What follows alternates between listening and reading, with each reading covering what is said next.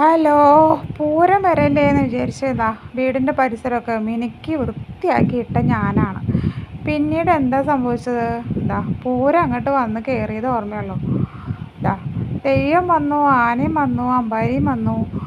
അതിന് ശേഷമുള്ള നമ്മളുടെ വീടിൻ്റെ അവസ്ഥയാണ് ഇനി കാണാൻ പോണത്. എങ്ങനെയുണ്ട്? പഠിച്ചു വാരിയിട്ട ഞാൻ ആരായി? ഇവിടെ രണ്ടെണ്ണത്തിൻ്റെ കാട്ടായ നോക്ക്. ആ സാധനങ്ങളൊക്കെ എടുത്ത് എറിയുക, പരസ്പരം അങ്ങോട്ടും ഇങ്ങോട്ടും എറിയുക. ഇതൊരു കളി. അവർക്ക് അതൊക്കെ രസം. ഞാനിവിടെ എങ്ങനെ വൃത്തിയാക്കി ഇട്ടതാ. ഇതുപോലെയാണോ ഒരു പൂരം കഴിഞ്ഞാൽ നിങ്ങളുടെ വീട്ടിലും ഇതുപോലെയുള്ള അവസ്ഥയാണെങ്കിൽ ഒന്ന് കമൻറ്റ് ചെയ്യണേ. കണ്ടോ, വണ്ടികൾ പോവുക, പറക്കുക, നമ്മുടെ തിണ്ണയിലേക്കും അകത്തേക്കും മൊത്തം കയറുക. ഒരു രക്ഷയില്ല. എങ്ങനെ ഒതുക്കിയാലും ഒരു രക്ഷയില്ല. പിന്നീട് എന്താണ് സംഭവിച്ചതെന്ന് വെച്ചാൽ അത് ഞാനിപ്പോൾ കാണിച്ചു തരാം കേട്ടോ. അതിന് ശേഷമുള്ള കാഴ്ചയാണ്.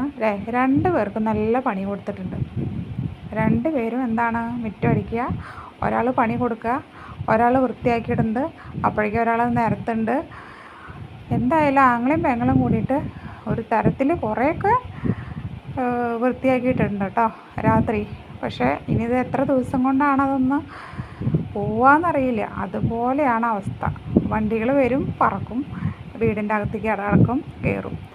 അപ്പോൾ ഇതൊക്കെയാണ് നമ്മുടെ പൂരം കഴിഞ്ഞാലുള്ള അവസ്ഥ.